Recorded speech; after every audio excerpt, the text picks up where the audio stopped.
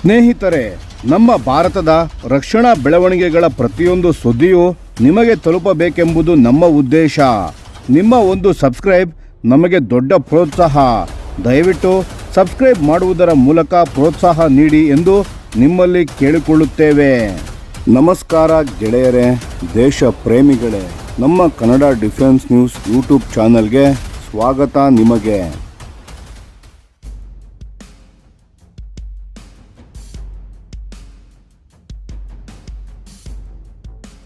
ಭಾರತೀಯ ವಾಯುಪಡೆಗೆ ಬಹುದಿನಗಳ ಕಾಯುವಿಕೆಯ ನಂತರ ಕೊನೆಗೂ ಒಂದು ದೊಡ್ಡ ಬದಲಾವಣೆಯ ಸೂಚನೆ ಸಿಕ್ಕಿದೆ.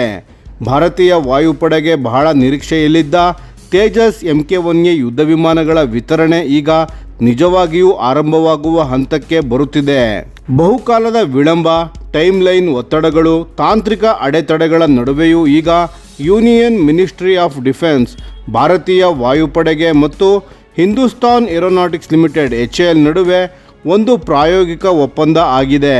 ಈ ಒಪ್ಪಂದದ ಅಡಿಯಲ್ಲಿ HALಗೆ ಕೆಲವು ಒಪ್ಪಂದದ ಸಂಬಂಧಿತ ವಿನಾಯಿತಿಗಳನ್ನು ನೀಡಲು ತೀರ್ಮಾನಿಸಲಾಗಿದೆ. ಅದರ ಅರ್ಥ ಏನು ಗೊತ್ತಾ? ತೇಜಸ್ MK1A ಯುದ್ಧ ವಿಮಾನಗಳ ಡೆಲಿವರಿ ಮುಂದಿನ ಹಣಕಾಸು ವರ್ಷದ ಆರಂಭದಲ್ಲೇ ಶುರುವಾಗಬಹುದು ಅನ್ನೋ ಸ್ಪಷ್ಟ ಸಂಕೇತ. ಇದು ಕೇವಲ ಆಡಳಿತಾತ್ಮಕ ನಿರ್ಧಾರವಲ್ಲ, ಇದೊಂದು ದೊಡ್ಡ ಮನಸ್ಥಿತಿಯ ಬದಲಾವಣೆ. ಭಾರತೀಯ ವಾಯುಪಡೆ ಹಾಗೂ defence research and development organisation DRDOನ ಅಡಿಯಲ್ಲಿ ಇರುವ ಏರೋನಾಟಿಕಲ್ ಡೆವಲಪ್ಮೆಂಟ್ ಏಜೆನ್ಸಿ ADA ಮತ್ತು HAL ಈ ಮೂವರು ಕೂಡ ಈಗ ಒಂದೇ ಮಾತುಗಳನ್ನು ಹೇಳುತ್ತಿದ್ದಾರೆ. ಆಪರೇಷನಲ್ ಅಗತ್ಯಗಳು ಮೊದಲು, ಕೈಗಾರಿಕಾ ವಾಸ್ತವಿಕತೆ ಜೊತೆಗೆ ಸಮತೋಲನ ಬೇಕು. ಆದರೆ ಇಲ್ಲಿ ಒಂದು ಬಹಳ ಕ್ಲಿಯರ್ ಲೈನ್ ಇದೆ. ಭಾರತೀಯ ವಾಯುಪಡೆಗೆ ಒಂದು ವಿಷಯದಲ್ಲಿ ಯಾವುದೇ ರಾಜಿ ಮಾಡಿಕೊಳ್ಳುವುದಿಲ್ಲ. ಮಸ್ಟ್ ಹ್ಯಾವ್ ಕಂಬ್ಯಾಟ್ ಕೇಪಬಿಲಿಟೀಸ್, ಅಂದರೆ ಯುದ್ಧಕ್ಕೆ ಬೇಕಾದ ಮುಖ್ಯ ಸಾಮರ್ಥ್ಯಗಳಲ್ಲಿ ಒಂದನ್ನು ಕಡಿಮೆ ಮಾಡೋದಿಲ್ಲ. 2016ರಿಂದಲೇ ಭಾರತೀಯ ವಾಯುಪಡೆ, ADA ಮತ್ತು HAL ನಡುವೆ ಒಂದು ಸ್ಪಷ್ಟ ಒಪ್ಪಂದ ಇದೆ.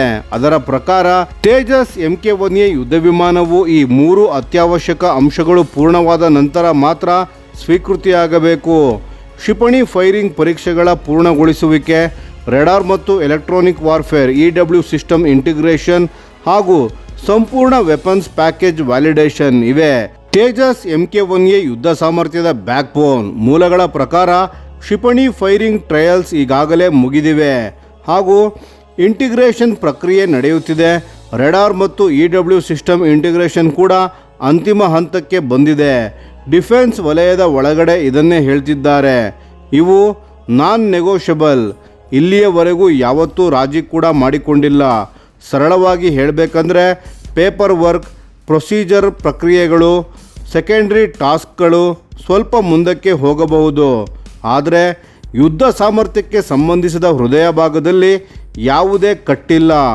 ಭಾರತೀಯ ವಾಯುಪಡೆಗೆ ಈಗಾಗಲೇ HALಗೆ ಹಲವು ವಿನಾಯಿತಿಗಳನ್ನು ನೀಡಿ ಒಟ್ಟು 180 ತೇಜಸ್ MK1A ಯುದ್ಧ ವಿಮಾನಗಳ ವೇಗದ ಇಂಡಕ್ಷನ್ಗೆ ದಾರಿ ಮಾಡಿಕೊಟ್ಟಿದೆ.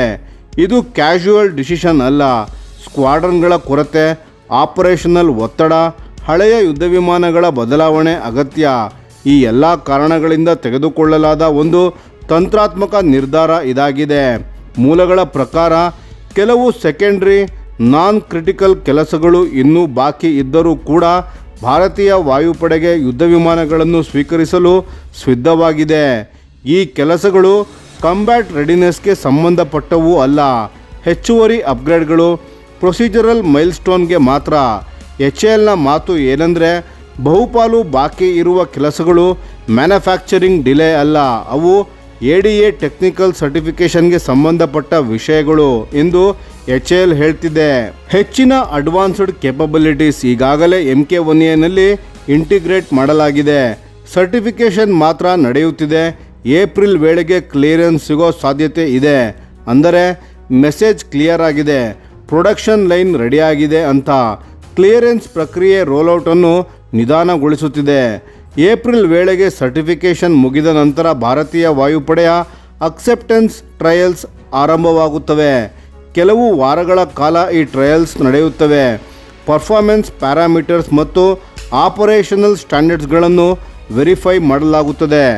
ಇವು ಕೇವಲ ಫಾರ್ಮಲ್ ಪ್ರೊಸೆಸ್ ಅಲ್ಲ, ಪೈಲಟ್ಗಳು, ಇಂಜಿನಿಯರ್ಗಳು, ಗ್ರೌಂಡ್ ಕ್ರೀವ್ಗಾಗಿ ಇದೊಂದು ವಿಶ್ವಾಸದ ಹಂತವಾಗಿದೆ.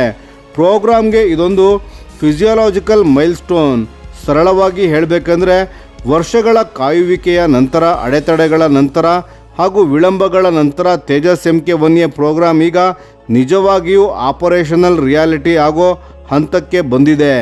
ಇದು ಕೇವಲ ಯುದ್ಧ ವಿಮಾನ ಅಲ್ಲ, ಇದು ಭಾರತದ ಏರ್ ಪವರ್ ಭವಿಷ್ಯದ ಒಂದು ಪ್ರಮುಖ ಅಸ್ತ್ರ. Tejas MK1A squadron strength plus self Reliance plus strategic confidence ಇದು ಕೇವಲ ಡೆಲಿವರಿ ಸ್ಟೋರಿ ಅಲ್ಲ, ಇದು ಭಾರತದ ಡಿಫೆನ್ಸ್ ಇಕೋಸಿಸ್ಟಮ್ನ ಮೆಚುರಿಟಿಗೆ ಸಂಕೇತವಾಗಿದೆ.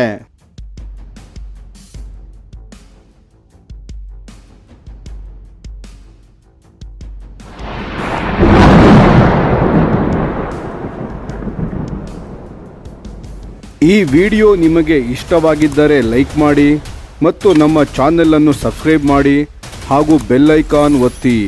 ಯಾವ ಅಪ್ಡೇಟ್ಗೂ ಮಿಸ್ ಆಗಬೇಡಿ. ಡಿಫೆನ್ಸ್ ಸುದ್ದಿಗಳನ್ನು ತ್ವರಿತವಾಗಿ ಪಡೆಯಿರಿ. ನಿಮ್ಮ ಬೆಂಬಲವೇ ನಮ್ಮ ಶಕ್ತಿ. ಭಾರತ ಬಲಿಷ್ಠವಾಗಲಿ ಎಂದು ಆಶಿಸುತ್ತಾ ಭಾರತ ಮಾತೆಗೆ ಜೈ. ಧನ್ಯವಾದಗಳು.